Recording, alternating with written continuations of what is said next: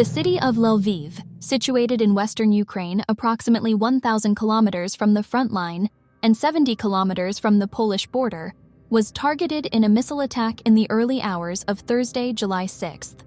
Initial reports suggest that Russian forces launched Kaliber missiles from the Black Sea. The attack has resulted in both fatalities and injuries, with emergency services currently engaged in rescue operations and the removal of debris. Multiple explosions were reported around 3 a.m. It appears the Ukrainian Air Force's air defense systems were activated to counter the attack, which is thought to have contributed to the number of explosions heard. Damage to both a critical infrastructure facility and a residential building has been confirmed. At the site where missile debris fell, a fire broke out but was quickly extinguished. The third and fourth floors of the residential building's 2 entrances were destroyed. As of 7 a.m., the Ministry of Internal Affairs reported 4 civilian deaths and 34 injuries. Emergency personnel have rescued 7 people and evacuated 64 others. Lviv's mayor, Andriy Sadovyi, has declared the attack as the biggest attack on the civil infrastructure of Lviv since the beginning of the full-scale invasion, stating that over 50 homes have been destroyed. An operational headquarters has been set up on the scene, and preparations for a potential mass evacuation are underway.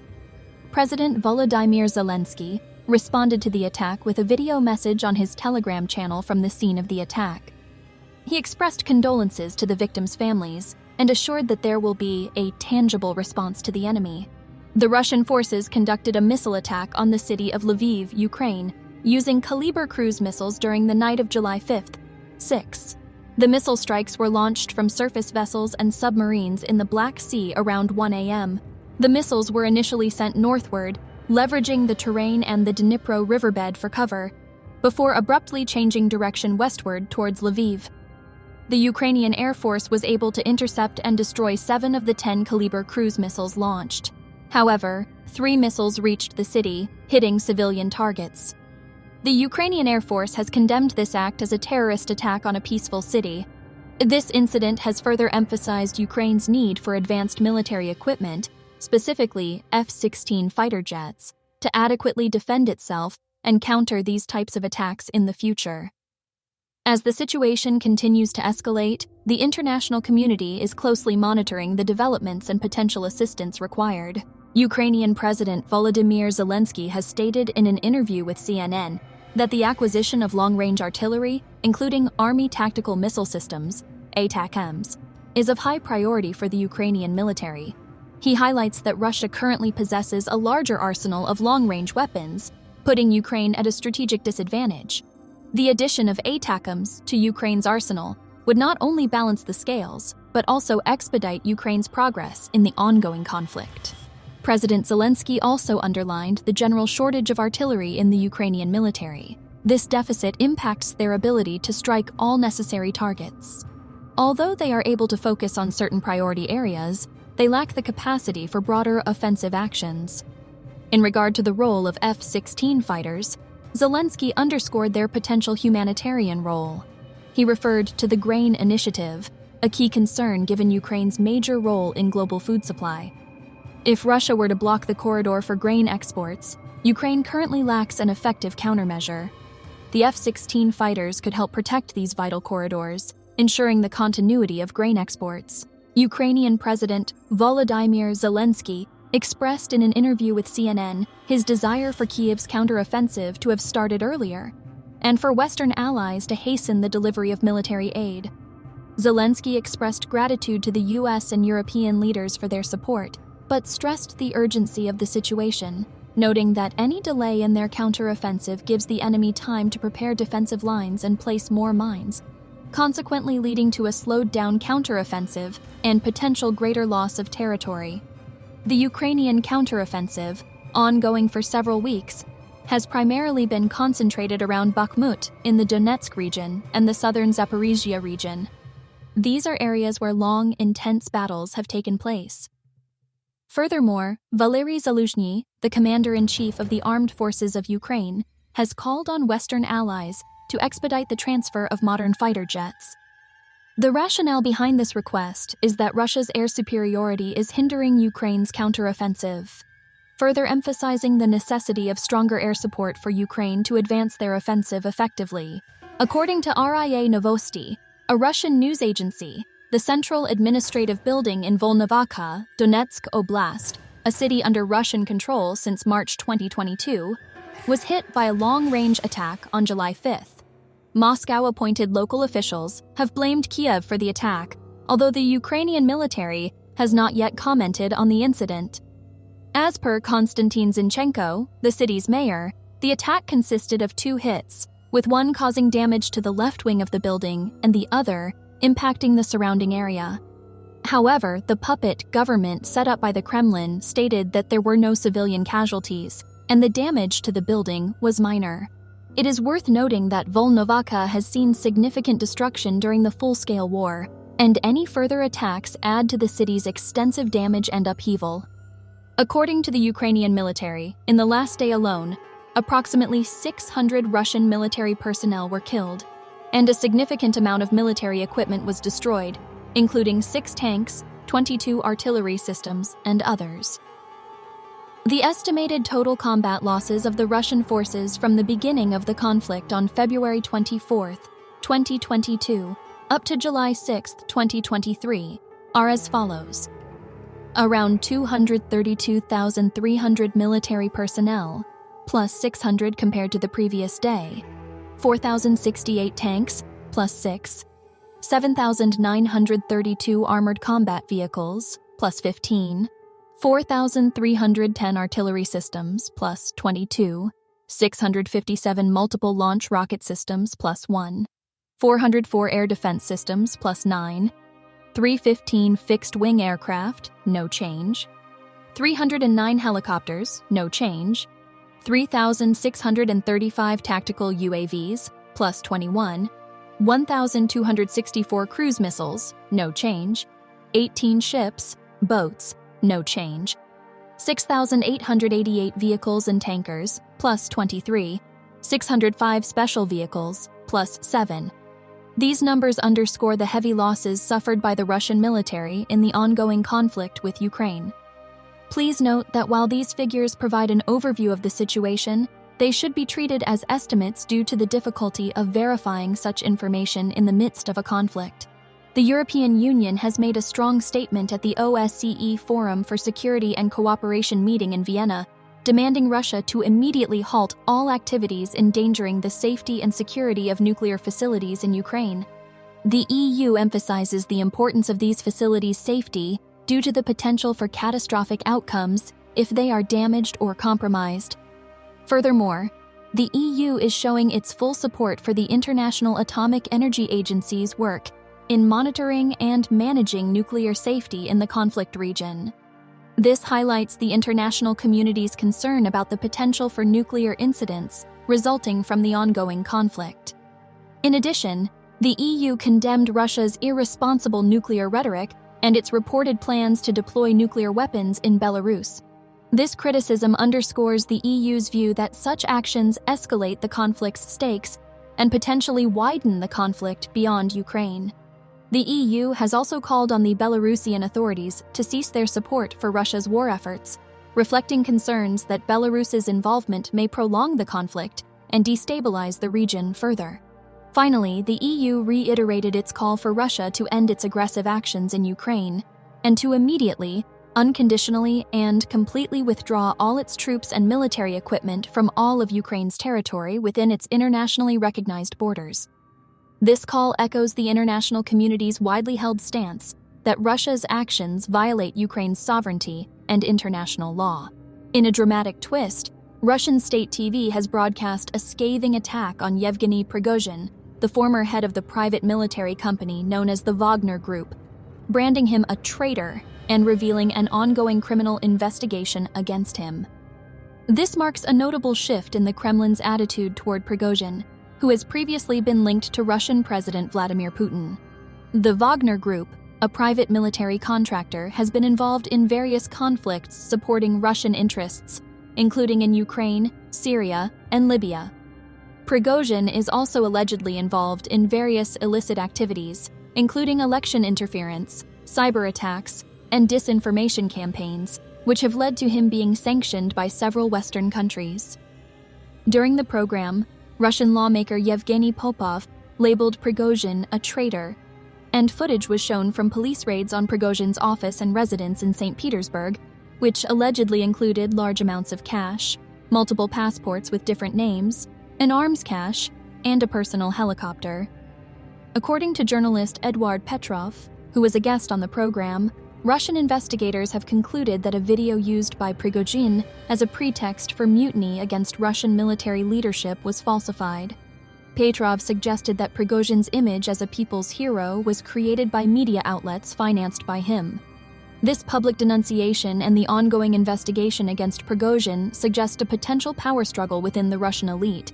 This is further underscored by the reported training of Moscow police in battlefield weapons and urban combat tactics, which the Institute for the Study of War, ISW, suggests indicates the Kremlin's attempt to bolster its defenses against potential future internal threats in the aftermath of the Wagner rebellion. This may point to a degree of instability or uncertainty within the Russian political system.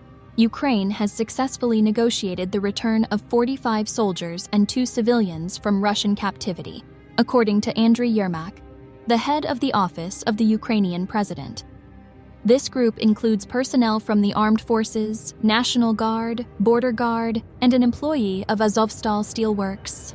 Among those released were defenders from Mariupol and Azovstal Steelworks, as well as wounded soldiers and military personnel from various fronts including Bakhmut, Zaporizhzhia, and Kharkiv. 2 Ukrainian children, Renata and Varvara, who were illegally taken to Russia, were also returned home. Their mother, a combat medic, was released in a significant exchange in October 2022. President Volodymyr Zelensky's administration has been active in trying to secure the release of Ukrainians from Russian captivity. Despite these successes, there are still a large number of Ukrainians unaccounted for, with around 24,000 currently listed as missing. Since the start of the war, Ukraine has been able to return 2,526 Ukrainians from captivity, including 95 defenders returned on June 11th in another prisoner exchange. These prisoner exchanges are an important part of the ongoing conflict between Russia and Ukraine, reflecting the complex and contentious nature of the situation. They are typically arranged through delicate negotiations, often involving international mediators. According to military expert Serhiy Grabsky, the Russian army has lost half of its combat potential in Ukraine and is now incapable of conducting serious offensive operations. This depletion of Russia's combat capabilities is due to substantial losses in professional personnel and equipment, which can be replenished quantitatively but not qualitatively. Despite Russia's significant advantages in terms of territory, population, and economic potential, it is now unable to conduct any significant offensive actions. Grabsky suggested that the current Russian military operations are aimed more at diverting the resources of the Ukrainian army from key strategic directions, rather than achieving any substantial territorial gains. Grabsky further noted that at the start of the invasion in February 2022, the Russian forces numbered around 160,000, 180,000. However, the current force on Ukrainian territory has grown to approximately 400,000. Yet, even with this larger force, Russia is unable to conduct active military operations due to a lack of high-quality equipment and weapons, including small arms. The expert also highlighted that Russia failed to increase its military economic potential and shift to a war economy. Despite the loss of many tanks in battle, Russia's tank production remains at around 200 units per year. As a result, Grabsky believes that the Russian forces can only conduct defensive operations using tactics such as chemical weapons and extensive area mining in an attempt to halt the advance of the Ukrainian forces. Belarusian President Alexander Lukashenko has expressed readiness to use the services of the Russian private military organization, the Wagner Group, in Belarus.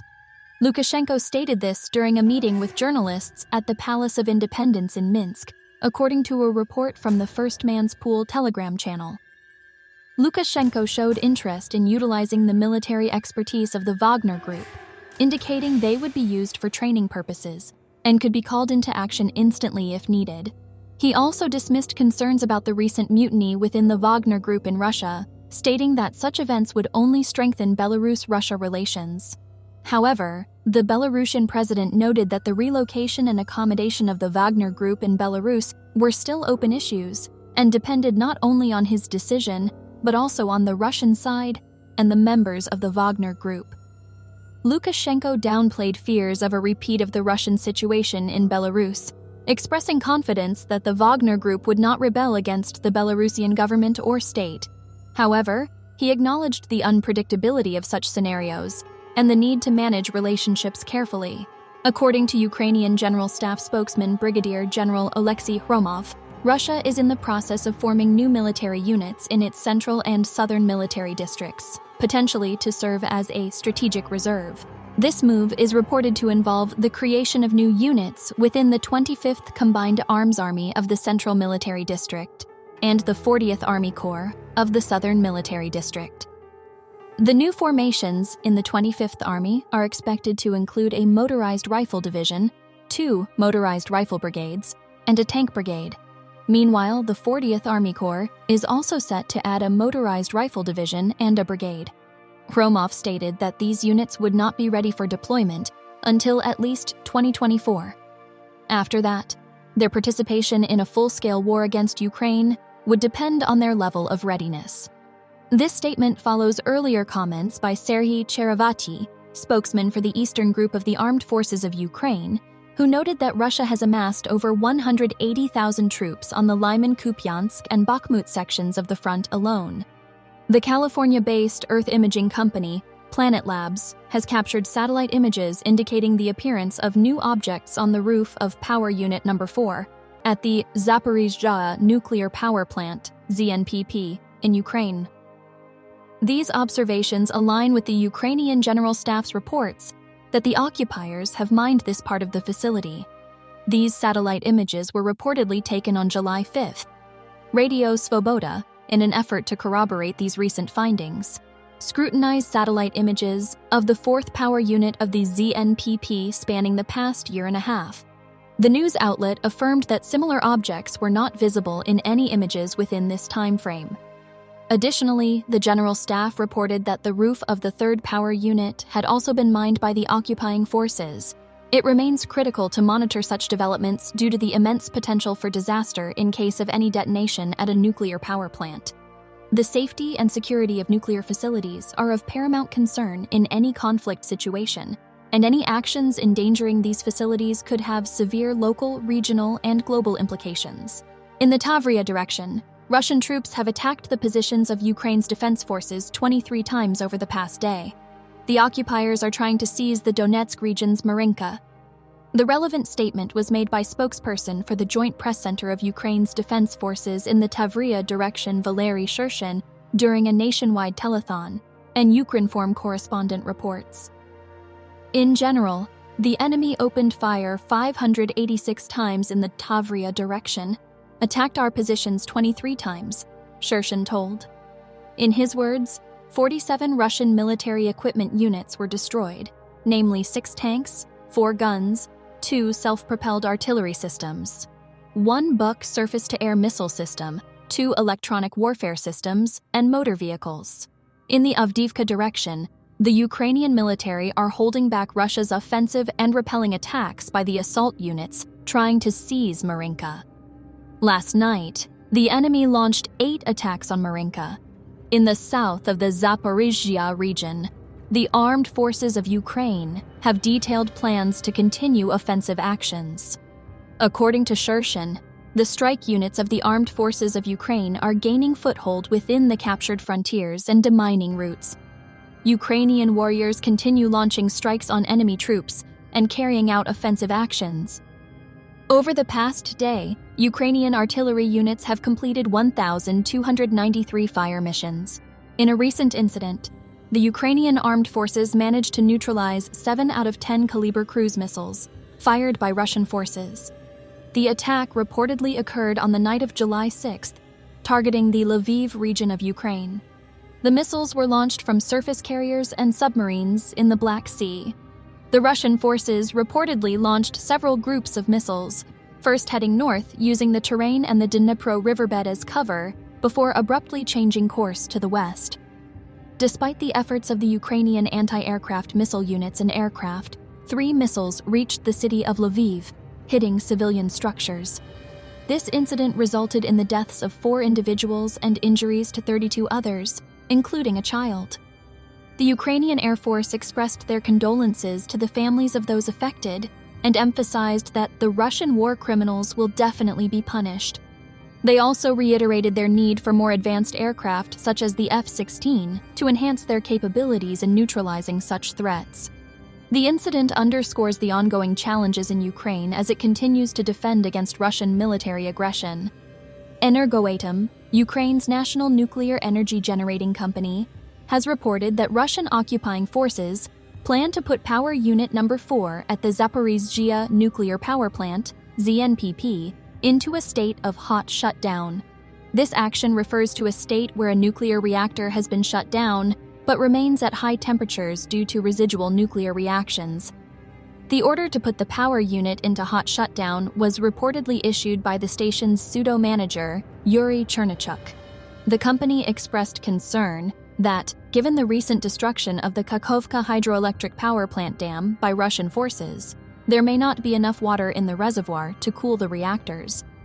The Russian forces are also accused of ignoring a ruling from the Ukrainian regulator, as they haven't brought power unit number 5 to a cold stop, or a state where the reactor has been shut down and allowed to cool to ambient temperature. Energoatom warns that operating 2 power units in a state of hot stop could potentially lead to an emergency situation at the power plant.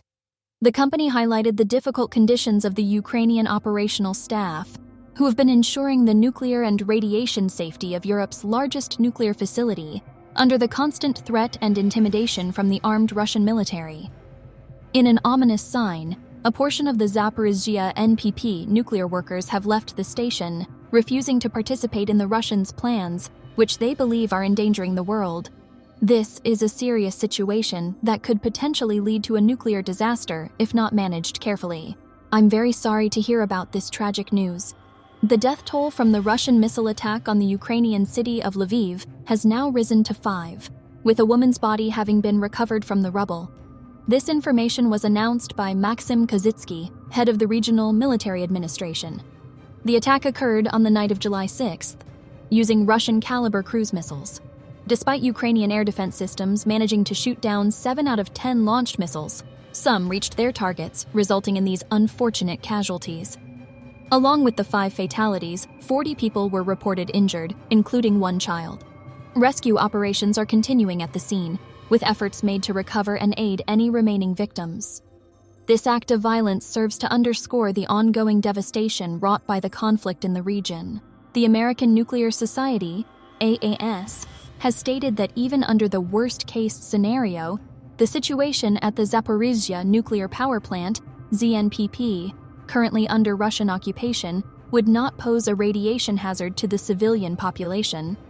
The experts at ANS have examined various scenarios, including bombardment and deliberate sabotage of the reactors and spent fuel storage canisters, and could not foresee any situation that would result in radiation-related health consequences for the public. They emphasize that even if containment structures were breached, any potential release of radiological material would be confined to the immediate area surrounding the reactors. Therefore, comparisons between ZNPP and other nuclear incidents like Chernobyl or Fukushima are both inaccurate and misleading. According to the ANS, the 6 reactors at ZNPP have been shut down for over 10 months and are no longer generating enough heat to cause a sudden radiological release. The plant is designed to withstand both natural and man-made hazards, with thick, steel-reinforced concrete containment buildings designed to protect the reactor cores and isolate any radioactive materials from the environment. The ANS has also urged for inspectors from the International Atomic Energy Agency, IAEA, to be granted immediate, unrestricted access to all areas of the occupied nuclear power plant to ensure its safety and compliance with international standards. Hanna Maliar, the Deputy Defense Minister of Ukraine, has confirmed that the Ukrainian Defense Forces have successfully destroyed a significant storage facility in Makiyivka, Donetsk region. which was housing a large number of artillery shells and missiles for BM-21 Grad multiple rocket launch systems. This strike, which was facilitated by Ukrainian artillery and aerial reconnaissance forces, marks a significant blow to the Russian occupation forces in the area. Maliar also mentioned that every day, the Ukrainian armed forces are identifying and destroying enemy warehouses and logistical hubs. In the past 24 hours alone, 6 ammunition depots in the Tavria direction have been destroyed. She emphasized the importance of these attacks on logistics, stating, "This is our response to the frontal assaults of the enemy. We deliver effective, painful pinpoint strikes, bleed the occupier for whom the lack of ammunition and fuel will sooner or later become fatal." In modern warfare, logistics is the key target. Previously, Russian media reported shelling in the temporarily occupied area of Makiyivka, resulting in a large fire at a tank farm.